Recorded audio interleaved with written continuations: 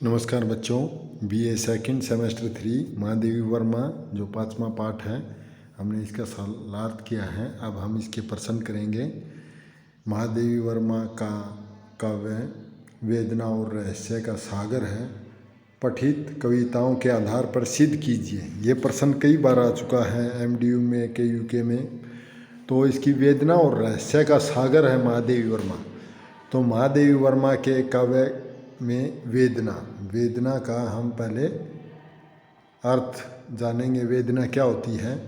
वेदना शब्द विद धातु में सपुट प्रत्यय लगकर बना है, जिसका अर्थ होता है शारीरिक पीड़ा न होकर मानसिक और हार्दिक, मतलब मानसिक और हृदय की पीड़ा से है। यानी कि कोई शरीर में दर्द हो वो नहीं, सिर्फ मन और हृदय से जो पीड़ा व्यक्त होती है, जो भावों से और विचारों से पीड़ा व्यक्त होती है, उसको बोलते हैं वेदना। तो महादेवी वर्मा आधुनिक हिंदी कविता में वेदना को अभिव्यक्त करने वाली सर्वप्रमुख कवियत्री मानी जाती है। उनके काव्य में वेदना की अधिकता के कारण ही उसको आधुनिक मीरा कहा गया है। उनके काव्य में व्याप्त वेदना के विषय में समकालीन कवि सुमित्रानंदन पंत ने ये कहे हैं। उनके काव्य में सर्व प्रमुख तत्व वेदना और वेदना का आनंद, वेदना का सौंदर्य और वेदना के लिए आत्मसमर्पण है। वह तो वेदना की एकमात्र साम्राज्ञी है। कोई सुख उन्हें आत्म विस्तृत या आत्म तन्मय होने के लिए नहीं चाहिए। सुख तो क्षणजीवी होता है, यानी कि छोटा होता है सुख तो। वेदना ही चिरस्थायी है, वेदना ही चिरस्थायी है, चिरव्यापी है और चिर संग्रहणीय है।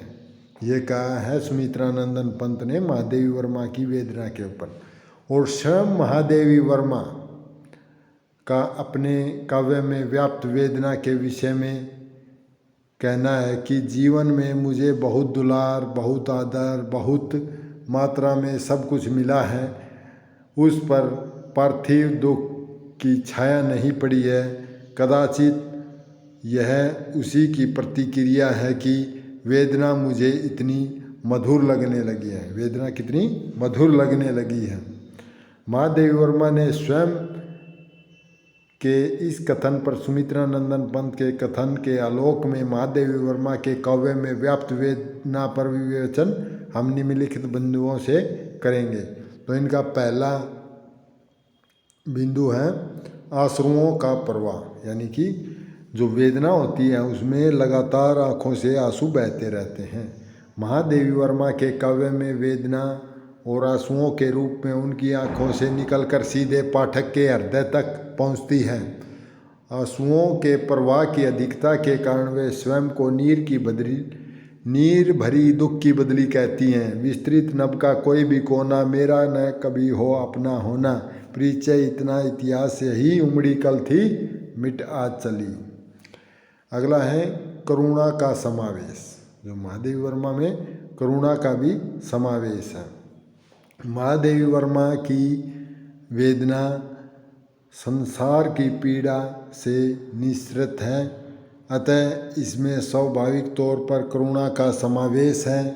संसार में देखने को तो उसे प्रकृति के एक से एक नैने विराम दृश्य दिखाई देते हैं, परंतु जब वह आम लोगों के सूखे होठों और जर्जर जीवन और मुरझाई पलकों को देखती है तो करुणार्थ होकर के उठती है, यानी कि उसको भी बहुत दुख होता है। देखूं खिली कलियां या प्यासे सूखे अधरों को, मेरी तेरी चीर यौवन सुषमा, यानी कि जो प्राकृतिक वैभवशाली है, या जर्जर जीवन देखूं हिम हिरक हिलते नीले कमलों पर मुरझाई पलकों में आंसू बनते हैं झरते आंसू कण देखूं। और अगला है मिलन की तीव्र आकांक्षा। जो वेदना में होता है उसमें मिलने की बहुत ही तीव्र आकांक्षा होती है। महादेवी वर्मा के काव्य में निश्चित माने उसकी बहुत सारी वेदना, उनके अपनी प्रियतम से मिलने की तीव्र आतुरता, यानी कि आतुरता माने एक टकी लगाए होने के कारण लगाई हुई है, यानी कि उससे मिलने की उसी के प्रति अपना लगाव है, अपने प्रियतम से मिलने का। तो वह एक वेदना के अंदर जी रही है। यही कारण है कि वह बार बार अपने प्रियतम से प्रश्न करती है कि तुम कौन हो जो सदा मेरे हृदय में विद्यमान रहते हो परंतु फिर भी अज्ञात हो, अव्यक्त हो।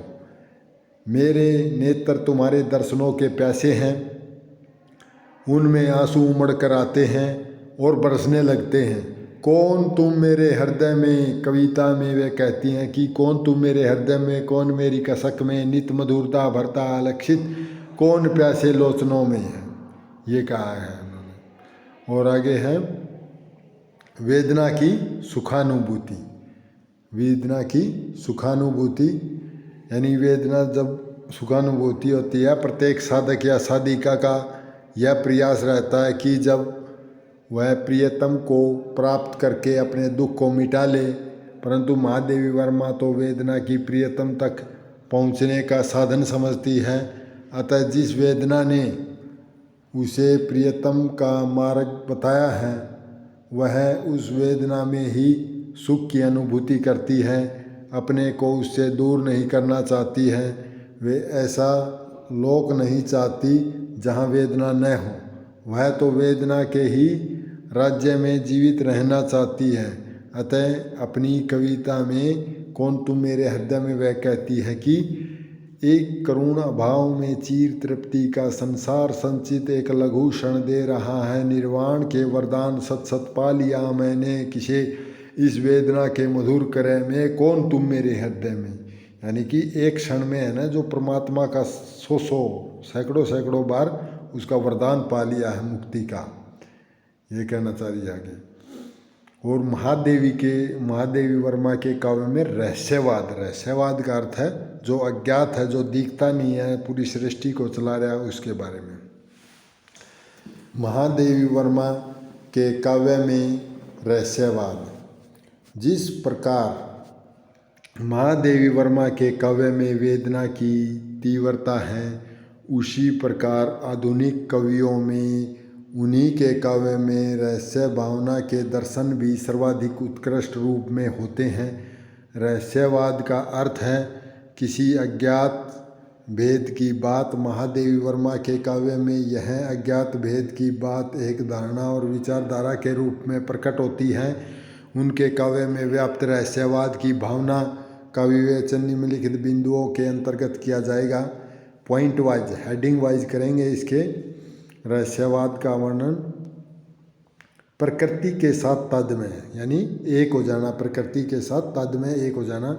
महादेवी वर्मा को प्रकृति से असीम प्रेम है।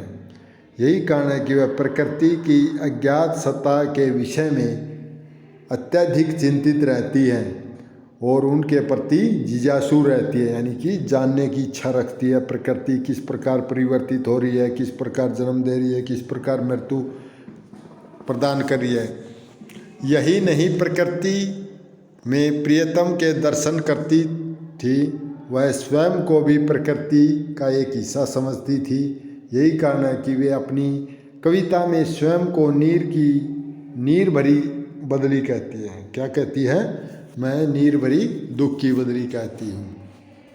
मैं नीर भरी दुख की बदली, संपदन में चीर निस्बदन बसा है, क्रुंदन में हाहाकार विषव हंसा है, नैनों में दीपक से जलते हैं, पलकों में निर्धनी सी मछली है। ये कहा है उन्होंने। अगला है उनका तीव्र जिज्ञासा। रहस्यवाद में भी तीव्र जिज्ञासा है, जैसे कि वेदना में होती है। जिज्ञासा रहस्यवाद की प्रारंभिक सीढ़ी है। क्या है? प्रारंभिक सीढ़ी है। महादेवी वर्मा के मन में असीम ईश्वर के प्रति सदैव ही जिज्ञासा रहती है और उन्होंने अपनी कविता में कौन तुम मेरे हृदय में अपने इस जिज्ञासा भाव को तीव्र अभिव्यक्ति की है। कविता में वे कहती हैं कि जिस प्रकार किसी संगीत का मधुर स्वर बहुत दूर से आता है, उसे सुनकर हृदय में एक जिज्ञासा और आकर्षक बना रहता है, उसी प्रकार सुदूर विद्यमान उस परम सत्ता के विषय में सदा उसका माधुर्य ध्वनित होता रहता है। गूंजता उर में न जाने दूर के संगीत सा क्या, आज खो निज को मुझे खोया मिला विपरीत सा क्या। अगला है मिलन की आतुरता, यानी कि मिलने की व्याकुलता या आतुरता। तो महादेवी वर्मा के रहस्यवाद में प्रियतम से मिलने की व्याकुलता और छटपटाहट के प्रत्यक्ष दर्शन होते हैं। उनकी यही व्याकुलता उनके काव्य में उनकी वेदना बनकर प्रकट होती है और प्रियतम से मिलन की व्याकुलता में वह अपने प्रियतम के अलौकिक घर की विशेषताओं का वर्णन करने लगती है, अपने घर में उनकी श्रेष्ठता सिद्ध करने लगती है। वे अपनी कविता में वे मुस्कुराते फूल नहीं में प्रियतम को संबोधित करती हुई कहती है कि वे सोने से नैन नहीं जिनमें बनते आंसू मोती, वह प्राणों की सेज नहीं जिसमें बेसुध पीड़ा सोती है। और अगला है भावात्मक रहस्यवाद। भावात्मक क्या है? हृदय की भावनाओं से जो निकला हुआ, हृदय की भावना आत्मा को जानने वाला साधन को भावात्मक रहस्यवाद कहते हैं। महादेवी वर्मा के काव्य में हालांकि कबीर और जायसी की भांति साधनात्मक रहस्यवाद का अभाव है, परंतु भावात्मक रहस्यवाद की प्रमुखता है। मुख्यतः वह भावों की ही कवित्री थी और उनका समस्त चिंतन और मनन भावना पर ही आधारित है। और उनके भावात्मक रहस्यवाद के अंतर्गत अलौकिक शक्ति के प्रति जिज्ञासा, दिव्य शक्ति से मिलन की तीव्र उत्कंठा, आत्मा परमात्मा का मिलन और उनकी अभिव्यक्ति तीनों ही सतर परिव्याप्त हैं। वस्तुतः उनके काव्य में वे रहस्य विद्यमान हैं जिनका मूल बिंदु जीवन है और उनके भावात्मक रहस्यवाद का श्रेष्ठ उदाहरण उनकी कविता है कह दे माँ अब क्या देखूँ मैं देखा जा सकता है, जहाँ वे जीवन के दुख को निहारने के बदले प्रकृति के सुंदर दृश्यों को देखना नहीं चाहती हैं। तो इन पंक्तियों में कहती है, मकरंद पगी के सर पर जीती मधु परियां ढूंढूं या उर पिंजर। उर माने जो खाली पेट है, खाली पेट में दाना नहीं है, कण, खाली पेट में कण को तरसे जीवन सुख देखूं। सुख माने तोता, जो हमारा आत्मा रूपी खाली पेट में बेचैन और वेदना से रहता है, उसी प्रकार कहती है कि मैं खाली पेट बिना भोजन के किस प्रकार जीवित रहूं, उसको देखूं, या मकरंद जो फूल का केसर है उसमें पगी को देखूं। इस प्रकार कहा जा सकता है कि वेदना और रहस्य दो ऐसे विषय हैं जिसमें आधुनिक काल के कवियों में महादेवी वर्मा का स्थान न केवल श्रेष्ठ है अपितु यह कहना अतिशयोक्ति नहीं है कि इन क्षेत्रों में अन्य कोई कवि भी उसके पास आसपास भी नहीं आता, क्योंकि वह सर्वश्रेष्ठ थी रहस्यवाद और वेदना में। और अगला प्रश्न है, महादेवी वर्मा के लिए प्रकृति, जो प्रकृति का सौंदर्य था, प्राकृतिक सौंदर्य की अपेक्षा मानव जीवन के दुखों का वर्णन अधिक महत्वपूर्ण है। इसे कह दे माँ अब क्या देखूं कविता के आधार पर स्पष्ट करे तो महादेवी वर्मा वेदना में सुख की अनुभूति करने वाली कवयित्री है और वे मानव जीवन में व्याप्त दुख, पीड़ा, छटपटाहट आदि को अनुभव करने और उन्हें दूर करने का प्रयास करने की अपेक्षा प्राकृतिक सौंदर्य से अभिभूत नहीं होना चाहती हैं। तो यह कोई चमत्कारपूर्ण बात नहीं है, बल्कि उनकी अपनी एक सामान्य जीवन शैली है जिससे उन्होंने अपनी बात को इस कविता के माध्यम से कही है कि कह दे माँ अब क्या देखूं में खुलकर स्पष्ट किया कवित्री ने। कवित्री को प्रकृति से असीम प्रेम है। कितना है? बहुत ज़्यादा प्रेम है और वह प्रकृति के एक एक रहस्य को जानना और खोजना ही चाहती है, परंतु दूसरी तरफ जब पीड़ा और दर्द, दुख, तकलीफ़ों में गहरा मानवता को देखती है तो उसको संशय में पड़ जाती है कि प्रकृति की सुंदरता का दर्शन करे या मानव जीवन के प्यास से सूखे होठ और जर्जर यानी नष्ट हुआ जीवन को निहारे। देखूं खिलती कलियां या प्यासे सूखे अधरों को, तेरी चीर यौवन सुषमा में जर्जर जीवन देखूं। यह निर्णय नहीं कर पाती है कि हिलते हुए नीले कमलों पर पड़े हिम रूपी, हिम माने बर्फ रूपी हीरों को निहारे, या लोगों की मुरझाई हुई पलकों को से आंसुओं को झरता हुआ देखे। वह विचार करती है कि उसे सुगंध पीकर बहते हुए मंद समीरन को देखना चाहिए या दुखों का घूंट पीकर जी रही मानवता को देखना चाहिए। इन पंक्तियों में कहती है सौरभ पीकर बहता देखूं, यह मंद समीरण दुख की घूंट पीती है ठंडी सांसों को देखूं। तो आगे कहती है, वह परागमय युक्त मधुमय बसंत की छाया में खेलने की अपेक्षा संतापों की आग में झुलसते प्राणों का पतझर देखना चाहिए, देखना ही उचित समझती है। यानी मानव जीवन को, दुखों को देखना पसंद है, प्रकृति को नहीं देखना चाहती है। वह समझती है कि मकरंद पगी के सर पर जीने वाली मधुमक्खियों को ढूंढने की अपेक्षा पेट रूपी कंकाल में भोजन को तरस रहे जीवन रूपी तोते को देखना चाहिए। यह कहना चाहिए, मकरंद में पगी केसर में देखूं, जीती मधु प्रिया ढूंढूं, या उर पंजर में कण को तरसे जीवन सुख को देखूं। ये प्रश्न यहीं तक था। एक और प्रश्न है लास्ट, ये महादेवी वर्मा के काव्य शिल्प या भाषा शैली पर प्रकाश डालिए। तो महादेवी वर्मा की भाषा शैली सहज सरल खड़ी बोली थी, और इसमें अलंकार हैं, रस हैं, छंद हैं, सभी का प्रयोग किया गया है। अब उनका प्रयोग पढ़ते हैं। काव्य में जितने तत्व उनकी अनुभूति पक्ष या भावों का है, उतना ही महत्व उनके शिल्प पक्ष या तरीके या ढंग का है। प्राय सभी कवि अपने भावों की अभिव्यक्ति सशक्त से सशक्त रूप में करना चाहते हैं। महादेवी वर्मा ने भी अपने भावों की अभिव्यक्ति जिस भाषा में की है, वह आधुनिक साहित्यिक खड़ी बोली है। महादेवी वर्मा संस्कृत भाषा या छायावाद की प्रमुख कवियत्री है, और उनकी भाषा संस्कृत की तत्सम शब्दावली से युक्त पूर्ण एवं शुद्ध खड़ी बोली है, और उनकी भाषा में व्याकरणिक शुद्धता, सरलता, छाया प्रवाहता का अविराम गुण सदैव मौजूद है। उनकी भाषा में पात्रानुकूल, प्रसंगानुकूल, भावानुकूल, संगीतात्मक कोमलकांत पदावली उनकी भाषा की जो भंगिमता है, उसमें नया मिठास प्रदान करते हैं। यानी कि जो मुश्किल शब्द हैं उनको सरल बना दिया है उन्होंने, ये कहना चाह रहे हैं। उनकी भाषा का एक उदाहरण यहाँ दृष्टव्य है।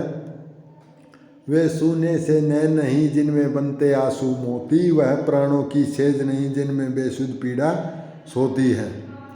तो जब उनके काव्य की भाषा का गहराई से विवेचन करते हैं, तो उनकी भाषा में निम्नलिखित विशेषताएं दृष्टिगोचर होती हैं। तो पहला आता है काव्य गुण। जैसे कि BA फर्स्ट में आपने काव्य गुण पढ़े थे, 3 प्रकार के होते हैं, माधुर्य, ओज और प्रसाद। तो माधुर्य क्या होता है, जिसमें वेदना पीड़ा हो, वह माधुर्य गुण होता है। प्रसाद सहज सरल होता है, और ओज वीरता के लिए होता है। तो उनके काव्य में माधुर्य गुण की प्रधानता है। जैसे इन पंक्तियों में कहा गया है कि महादेवी वर्मा का काव्य पीड़ा, विरह, पीड़ा, वेदना, करुणा का काव्य है। तो उनके काव्य में माधुर्य गुण की प्रधानता है। प्रसाद गुण भी उनके काव्य में सर्वत्र मौजूद है, परंतु ओज गुण उनके काव्य में प्राय अभाव है, यानी कि है ही नहीं, उन्हें प्रेरणा नहीं दी थी इतनी। धूप बने उमड़े जाते हैं प्रतिपल मेरे संबदन रे, प्रिय प्रिय जपते अधर ताल देता पलकों पर नर्तन रे। तो और आगे है, दूसरा है उसकी शब्द शक्ति। जैसा कि पता है कि शब्द शक्ति 3 प्रकार की होती हैं, अभिधा, लक्षणा और व्यंजना। अभिधा में सीधा अर्थ समझ में आ जाता है, लक्षणा मुहावरों में होती है, लोकोक्तियों में भी होती है। व्यंजना शक्ति क्या है, बहुब्रीहि समास में होती है। शब्द शक्ति 3 प्रकार की होती है, अभिधा, लक्षणा और व्यंजना। महादेवी वर्मा के काव्य में वैसे तो तीनों शब्द शक्तियाँ हैं का प्रयोग हुआ है, परंतु लक्षणा व्यंजना शब्द शक्तियों की प्रधानता है। जैसे लक्षणा में क्या, मेरे हंसते अदर नहीं, जग की आंसू लड़िया देखो, मेरे गीले पलक छुओ, मत मुरझाई कलियों को देखो, ये कहा गया है। तो इसमें एक लक्षणा है, यानी कि एक भाव है, अलग अर्थ आता है। और व्यंजना शब्द शक्ति है इसमें, मैं नीर भरी दुख की बदली संपदन में चीर निष्पदन बसा है, यानी कि क्या है, एक आत्मा परमात्मा की तरफ इशारा कर रही है, उस परमात्मा से बिछुड़कर किस प्रकार वह रो रही है। आगे है अलंकारों का प्रयोग। महादेवी वर्मा ने अलंकारों का अनायास ही उनके काव्य में आ गए थे। जैसे काव्य में अपनी अभिव्यक्ति हेतु ने भाषा की सजावट के लिए अलंकार को एक प्रमुख स्थान माना जाता है।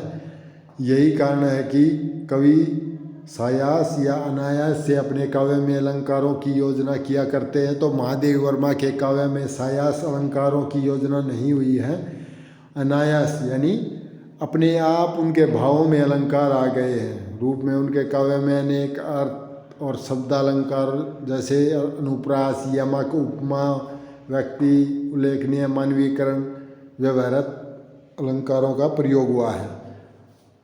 जे उनके उदाहरण दिए हैं। जैसे अनुप्रास में कर जाता संसार सुरभि में, सह की आवर्ती से अनुप्रास अलंकार है। सलेश और रूपक है, सने बरा जलता यह है मेरा दीपक मन, यानी इसमें क्या है, सलेश अलंकार है, जिसमें एक का दो अर्थ कर दिए इसमें, स्नेह का, प्रेम रूपी का।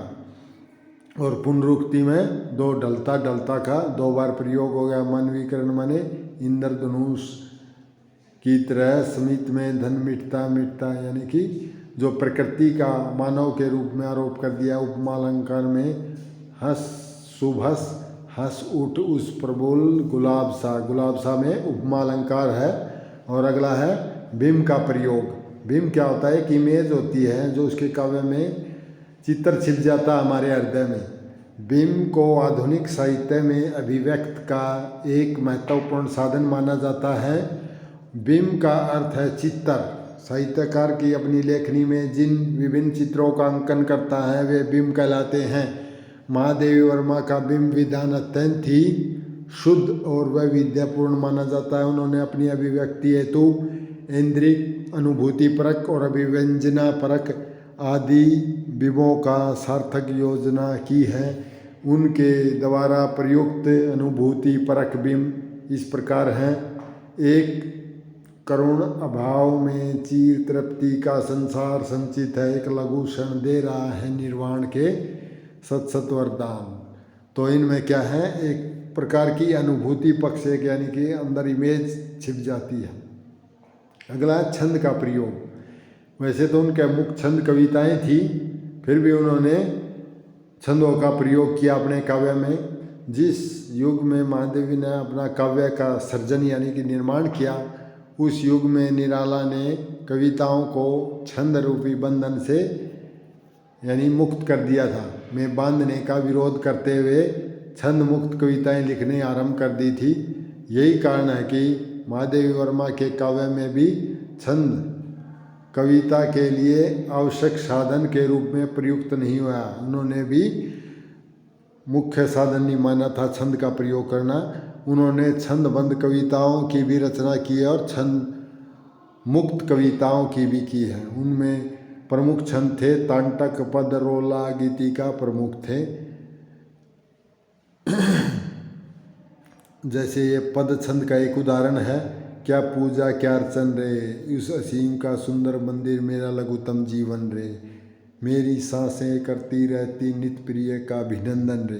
तो इसमें बाद में रे आ गया तो पद छंद है ये। और आगे है इनकी शैली होती है कौन सी, आत्मकथात्मक शैली इनकी ज़्यादा प्रयोग हुई है।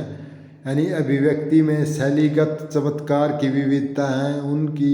उन्होंने जो अपनी अभिव्यक्ति को प्रसंगानुकूल, पात्रानुकूल, स्थान और काल भावानुकूल बनाने के लिए अनेक शैली प्रयोग की हैं। जैसे भावात्मक, आत्मकथात्मक, यानी अपना वर्णन करें तो आत्मकथात्मक होती है, भाव माने हृदय की, और प्रतीक का प्रयोग हो तो प्रतीकात्मक शैली, वर्णनात्मक हो तो वर्णनात्मक शैली, संबोधनात्मक, उद्बोधन आदि शैलियों का प्रयोग किया है। अभी यहाँ पर महादेवी वर्मा के प्रश्न समाप्त होते हैं। मैं आशा करता हूँ आपको समझ में आ गया होगा।